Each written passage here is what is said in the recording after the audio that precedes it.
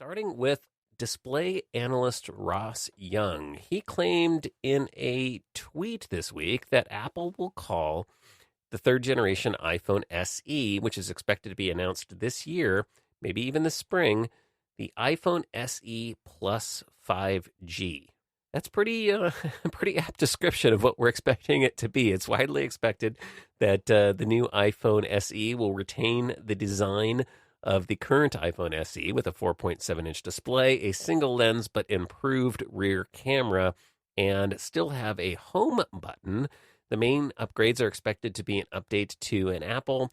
I think they'll go with an A15, although I did see one report that was saying an A14, but definitely an upgraded Apple processor in addition to adding 5G support. So iPhone SE plus 5G would be a very apt description. Feels a little bit odd, though.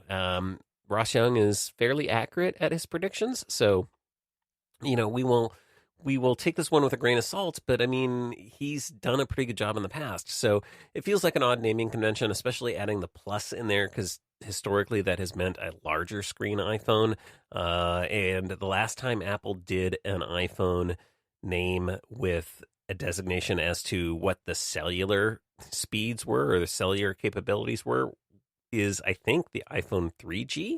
I don't think they've done it since then. So 5G may be significant enough that the marketing team kind of got that one in, but we'll have to wait and see. Young is also making predictions that the next generation, the next generation of the iPhone SE, following that one, so I guess that would be the fourth generation, would release sometime in 2023 instead of 2024, which is something I think we talked about on the last episode.